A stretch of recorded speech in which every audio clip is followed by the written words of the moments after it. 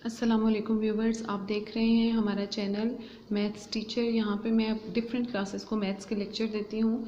ये मेरा दूसरा लेक्चर है उन बच्चों के लिए जो इलामा इकबाल ओपन यूनिवर्सिटी की तरफ से बीए कर रहे हैं और उनका कोर्स कोड है 1429 बिजनेस मैथमेटिक्स। उनका फर्स्ट यूनिट है प्रोबेबिलिटी डिस्ट्रीब्यूशन। तो ये प्रोबेबिलिटी का दूसरा लेक्चर है जो आज मैं आपके साथ शेयर करने जा रही हूँ। और यहाँ पे मैं आज आपको जो करवाऊँगी ये टॉपिक है इंडिपेंडेंट एंड डिपेंडेंट इवेंट्स। आपके पास बिजनेस मैथमेटिक्स की जो बुक है उस पे ये पेज नंबर 5 पे ये टॉपिक है आपके पास, आप वहाँ से देख सकते हैं। इंडिपेंडेंट और डिपेंडेंट इवेंट्स क्या होते हैं, पहले इसकी डेफिनेशन ज़रा समझ लेते हैं, फिर मैं एग्जांपल के साथ इंशाल्लाह आपको एक्सप्लेन करूँगी। और जो लोग ये मेरी पहली वीडियो देख रहे हैं तो वो पहले काइंडली मेरे इस चैनल को जो है सब्सक्राइब कर लें और इस वीडियो को जिसने अभी तक लाइक नहीं किया इसको भी लाइक कर लें। Two events are called to be independent if the probability of occurrence or non-occurrence of one event is not affected by the occurrence or non-occurrence of the other event। पहले मैं यहाँ तक आपको एक्सप्लेन कर देती हूँ कि दो इवेंट्स उस वक्त जो हैं वो क्या होते हैं, इंडिपेंडेंट होते हैं अगर एक की अक्रेंस या नॉन अक्रेंस दूसरे की अक्रेंस या नॉन अक्रेंस पे जो है इफेक्ट नहीं करती। अब अक्रेंस का क्या मतलब है, नॉन अक्रेंस का क्या मतलब है, ये मैं आपको एग्जांपल से इस तरह से समझाती हूँ। अभी ओरली आप समझ लें कि अगर आप एक कॉइन जो है वो टास्ट करते हैं, एक सिक्का उछालते हैं, तो उसके दो फेसेस होते हैं, यानी एक साइड पे मस्जिद बनी होती है और एक साइड पे चांद बना होता है।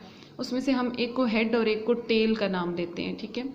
तो यहाँ बिजनेस मैथमेटिक्स में प्रोबेबिलिटी वाले यूनिट में हम काइन के टू फेसेस को, एक को हेड कहते हैं और एक को टेल कहते हैं। तो अगर आप काइन जो है वो टास करते हैं या हेड आएगा या फिर टेल आएगा। अब देखें, क्योंकि दो हैं, दोनों के पास बराबर बराबर चांस है, यानी हम अगर एक दफ़ा काइन को उछालते हैं हेड भी आ सकता है टेल भी आ सकता है, ठीक है।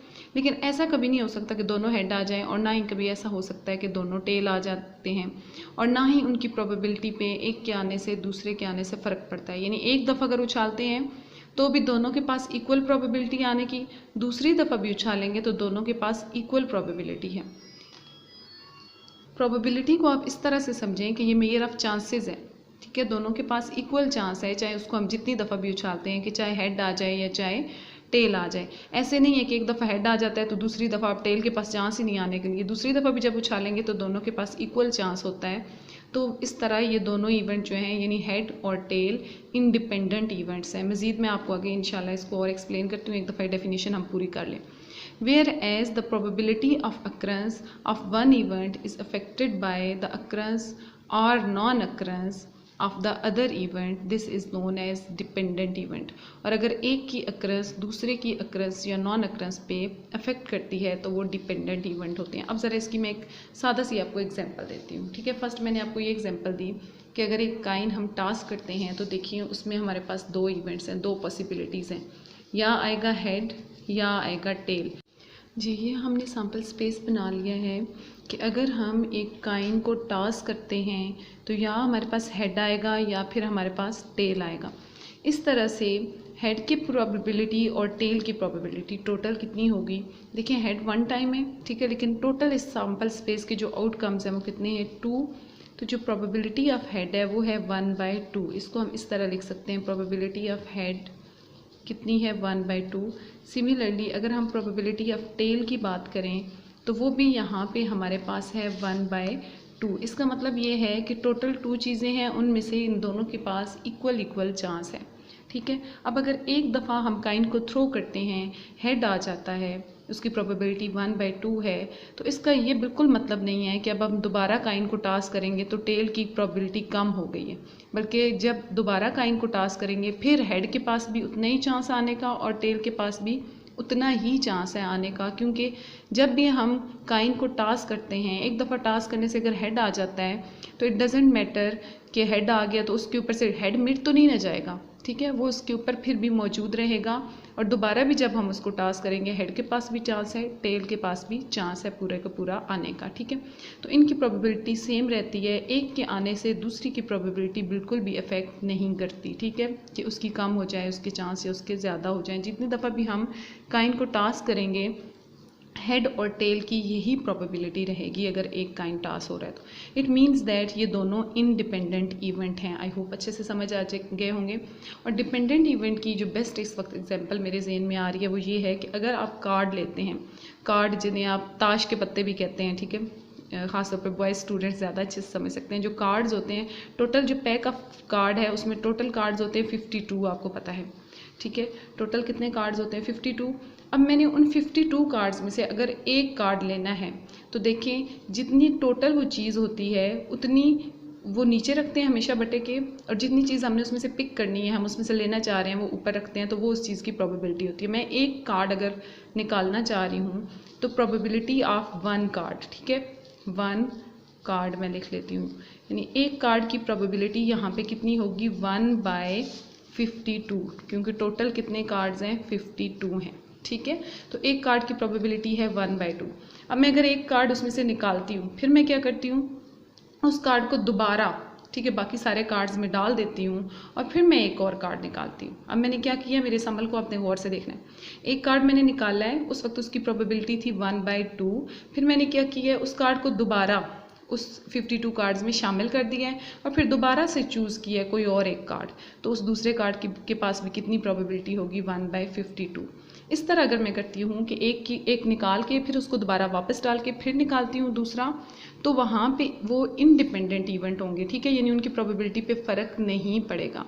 लेकिन एक और चांस है कि मैं एक कार्ड निकालती हूँ, उसको मैं साइड पे रख देती हूँ, पीछे मेरे पास रिमेनिंग कार्ड कितने बच जाएंगे? 51 बच जाएंगे। फिर जो बाकी बच गए हैं उनमें से अब हर कार्ड के पास कितनी प्रोबेबिलिटी है? 51 चांसेस हैं, ठीक है, 1/51। अब जो दूसरा कार्ड मैं उसमें से पिक करूँगी उसकी प्रोबेबिलिटी ऑफ सेकंड कार्ड क्या होगी? वो होगी 1/51। क्या होगी? 1/51। यानी अगर मैं एक कार्ड को उसमें से बाहर निकाल लेती हूँ, रिमूव कर लेती हूँ, तो पिछले वाले की प्रोबेबिलिटी पे फ़र्क पड़ गया है, उसकी प्रोबेबिलिटी कम हो गई है, ठीक है। तो यहाँ पे अगर मैं कार्ड को वापस नहीं रखती और कार्ड को साइड पे रख के बाकियों में से फिर एक कार्ड चूज़ करती हूँ, तो अब ये जो इवेंट है ये डिपेंडेंट इवेंट हो जाएगा। ये डिपेंड कर रहा है उसकी प्रोबेबिलिटी पे, इसकी प्रोबेबिलिटी पे फ़र्क पड़ रहा है उस पहले वाले कार्ड की प्रोबेबिलिटी से। तो इस तरह ये क्या होंगे? ये डिपेंडेंट इवेंट होते हैं जब एक की प्रोबेबिलिटी से दूसरी की प्रोबेबिलिटी पे फ़र्क पड़ रहा है, यानी एक आ गया है, एक की प्रोबेबिलिटी ऑफ अक्रंस 1/52 थी, लेकिन उसे जब निकाल लिया गया उसमें से, तो बाकी जो बच गए हैं, बाकी कार्ड्स जो पीछे रह गए हैं उन सब की प्रोबेबिलिटी जो बाकी हमारे पास बच के हैं उन कार्ड्स की प्रोबेबिलिटी 1/51 हो जाएगी। इसका मतलब हुआ कि बाकी के कार्ड्स पे इस कार्ड की जो प्रोबेबिलिटी है उसकी अक्रंस ने इफ़ेक्ट किया, ठीक है। तो इस तरह ये डिपेंडेंट इवेंट होंगे, ठीक है। जब एक जो है इवेंट उसके अकर होने से दूसरे इवेंट की अक्रंस या नॉन अक्रंस पे अफेक्ट होता है, तो वो इवेंट्स कौन से होते हैं? डिपेंडेंट इवेंट्स होते हैं। आई होप आपको ये कॉन्सेप्ट अच्छे से समझ आ गया होगा। अभी नेक्स्ट हम चलते हैं, नेक्स्ट टॉपिक है हमारे पास इवेंट, ठीक है। आपने डिपेंडेंट और इंडिपेंडेंट इवेंट तो पढ़ लिए हैं, लेकिन इवेंट असल में क्या होते हैं मैं ज़रा इसकी डेफिनेशन करना चाह रही हूँ आपके सामने, और ये आपके बुक में भी गिवन है, वहाँ से भी पढ़ सकते हैं। मैं आपका जस्ट कॉन्सेप्ट क्लियर करने की एक ज़रा सी कोशिश कर रही हूँ अपने तौर पे। Event a subset of A sample space, ये आपको पता है, मैं आपको पिछले लेक्चर में बता चुकी हूँ। जो हमारा सैम्पल स्पेस है उसको हम इस सिंबल ओमेगा से जो है वो जाहिर करते हैं। Omega is called an event. एक सबसेट अगर सैम्पल स्पेस ओमेगा में से ले लिया जाए तो उसको हम इवेंट बोलते हैं। फॉर एग्जांपल, अगर हमारे पास सैम्पल स्पेस है डाइस का, ठीक है, यानी एक डाई आप जो है वो थ्रो करते हैं, एक लूडो का दाना थ्रो करते हैं, तो सैम्पल स्पेस आपके पास क्या है? पॉसिबल जो उसके आउटकम होते हैं उन पे मुश्तमिल एक सेट होता है जिसको हम सैम्पल स्पेस कहते हैं। वो क्या है? 1 2 3 4 5 और 6, क्योंकि उसमें जो पॉसिबल आउटकम्स हैं वो 6 हैं। तो सैम्पल स्पेस हमारे पास ये आ गया, ये वाला सेट जिसमें 6 एलिमेंट्स हैं। अब इसमें से कोई भी एक इसका जो सबसेट है, सबसेट का मतलब इसमें से कोई एक एलिमेंट ले लें। जैसे अगर मैं ये ले लेती हूँ 1, तो ये क्या है? ये जो 1 है ये इसका सबसेट है और ये एक इवेंट है, ठीक है। इसी तरह अगर मैं ले लेती हूँ 2, तो ये इस सेट बड़े का सबसेट है और ये खुद एक इवेंट है। यानी अब जब डाई को थ्रो करेंगे तो उस पर जो पॉसिबली आउटकम्स आते हैं उनमें से जो उसका एक आउटकम है वो एक इवेंट हैं, ठीक है। 1 एक इवेंट है अलग, 2 एक अलग इवेंट है, 3 अलग है, 4, 5 और 6 इस तरह से ये इवेंट्स होते हैं। आई होप आपको इवेंट की डेफिनेशन अच्छे से समझ आ गई होगी एक दफ़े और इसकी जो है हम डेफिनेशन रीड कर लेते हैं। Event a subset of A sample space omega is called an event. अब इवेंट में आगे आपके पास जा रहे हैं, जो मज़ीद डेफिनेशन है वो है म्यूचुअली एक्सक्लूसिव इवेंट्स। एक से जब ज़्यादा इवेंट हम लेते हैं फिर हम उनको देखते हैं कि एक्सक्लूसिव हैं, म्यूचुअली एक्सक्लूसिव हैं या कि नहीं हैं। तो म्यूचुअली एक्सक्लूसिव इवेंट्स क्या होते हैं उसकी डेफिनेशन पढ़ते हैं पहले। A set of events are said to be mutually exclusive if the occurrence of any one event precludes the occurrence of other event. अब इसका क्या मतलब है? इसका मतलब ये है कि जैसे हमारे पास हेड और टेल आते हैं काइन में, ठीक है। एक काइन है, आप टॉस करते हो, हेड और टेल आता है, तो ये नहीं हो सकता कि आप काइन को टॉस करें तो जस्ट हेड ही आए या उसकी दोनों साइडों पे क्या हो, हेड ही लगा हो, ठीक है। हमेशा उसमें 2 चांसेस होंगे, एक हेड होगा एक टेल होगा, ठीक है। तो अगर हेड आता है तो उसके साथ टेल नहीं आ सकता, अगर टेल आता है तो उसके साथ हेड नहीं आ सकता, यानी ये दोनों इवेंट जो हैं ये इकट्ठे नहीं अकर हो सकते। आ रही है बात समझ? 2 इवेंट्स इकट्ठे नहीं आ सकते। जैसे काइन टॉस करते हो, या हेड आएगा या फिर टेल आएगा, ये दोनों पॉसिबिलिटीज़ हैं। लेकिन कभी भी ऐसे नहीं हो सकता कि हम एक काइन टॉस करें उस पर हेड भी हो और उस पर टेल भी हो, ये इम्पॉसिबल है, ठीक है। इनमें से सिर्फ एक वक्त में आ सकता है, या हेड आ सकता है या फिर टेल आ सकता है।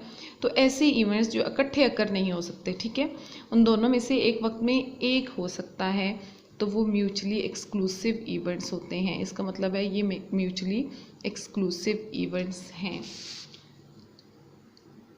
नेक्स्ट जो मैं आपको टॉपिक समझाने लगी हूँ ये है कलेक्टिवली एग्जॉस्टिव इवेंट्स। ये इवेंट्स से रिलेटेड हम टॉपिक पढ़ रहे हैं अभी। नेक्स्ट, कलेक्टिवली एग्जॉस्टिव इवेंट्स क्या होते हैं इसकी डेफिनेशन देख लेते हैं। आपकी बुक में भी गिवन है बच्चों ये। A set of events E1 E2 up to En, ठीक है। ये 3 इवेंट्स हो सकते हैं, 4 हो सकते हैं, 5 हो सकते हैं, En वहाँ तक है।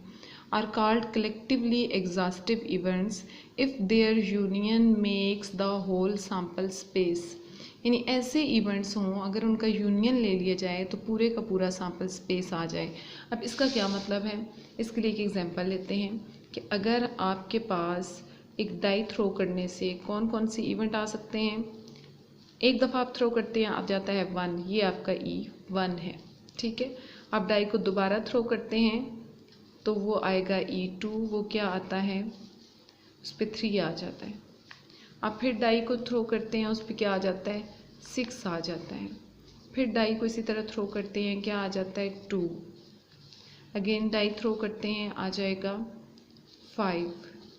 फिर अगर आप इस तरह 6 टाइम आप डाई थ्रो करते हैं, फिर थ्रो करेंगे तो क्या रह गया, आ जाएगा 4, ठीक है। तो आपके ये जो बार बार इवेंट्स आ रहे हैं, इसको E1 E2, ये आपका E3 हो गया, ये E4 E5 E6। तो ये अब ऐसे इवेंट्स हैं कि अगर इनका यूनियन लिया जाए, ठीक है, मैं अगर इनका यूनियन ले लेती हूँ इकट्ठा, E1 union E2 union up to ये चलेगा E6 तक, 6 इवेंट है ये ऐसे। इनका अगर मैं यूनियन लेती हूँ, यूनियन का मतलब होता है सेटों को इकट्ठा करना। ये आपने मैट्रिक लेवल पे बहुत अच्छे से समझा हुआ, पढ़ा हुआ है कि यूनियन ऑफ 2 सेट्स होता है, 2 सेटों को इकट्ठा करना। तो यहाँ पे 6 हैं, इन सब का यूनियन ले रही हूँ, तो इसमें कौन से एलिमेंट आ जाएंगे, इसमें आ जाएगा 1 2 3 4 5 6। तो एक डाई का पूरा सैम्पल स्पेस ये नहीं होता, यानी एक डाई अगर हम थ्रो करते हैं तो उसमें ज़्यादा से ज़्यादा यही आ सकते हैं, ये पूरा सैम्पल स्पेस आ गया हमारे पास। तो इसका मतलब है ये जो 6 इवेंट्स है E1 से लेकर E6 तक, ये कौन से हैं, ये कलेक्टिवली एग्जॉस्टिव इवेंट्स हैं। जी हाँ, तो कलेक्टिवली एग्जॉस्टिव इवेंट्स वो होते हैं जिनका अगर हम यूनियन लेते हैं तो पूरे का पूरा सैम्पल स्पेस आ जाता है। इसी तरह इसकी डेफिनेशन भी बिल्कुल यही हमें बता रही है। अ set of events E1 E2 up to En are called collectively exhaustive events if their union makes the whole sample space। जी बच्चों, आज के लिए आपके लिए इतना ही है। नेक्स्ट लेक्चर इंशाल्लाह मैं बहुत जल्द जो है अपलोड करूँगी। मैंने इससे पहले जो फर्स्ट लेक्चर अपलोड किया था मुझे उम्मीद नहीं थी, लेकिन आप लोगों ने बहुत ज़्यादा उसे लाइक किया, आप लोगों को समझ आया है। बच्चों ने वहाँ नीचे कमेंट्स किए हैं कि प्लीज़ हमें मज़ीद जो है लेक्चर अपलोड किए जाएँ। कुछ लोगों ने ये कहा है कि जो 5 साल पेपर हैं बिज़नेस मैथमेटिक्स के, वो जो हैं यहाँ पे सॉल्व किए जाएं। तो इंशाल्लाह मैं इस अपने चैनल पे आपके लिए जो है प्रोबेबिलिटी के और इस कोर्स के मज़ीद जो क्वेश्चंस हैं वो भी सॉल्व करके आपके साथ शेयर करूँगी। और अगर हो सका तो वो जो 5 साल पेपर्स हैं वो भी इंशाल्लाह सॉल्व करके आपके साथ यहाँ पे वीडियोस की सूरत में शेयर करूँगी। आप लोग जो है वो मेरे इस चैनल को इस चैनल को सब्सक्राइब कर लीजिए ताकि मेरी आने वाली हर वीडियो का नोटिफिकेशन आपको मिल सके और आप देख सकें।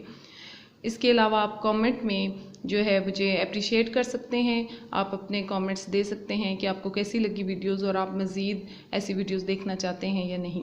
बहुत शुक्रिया।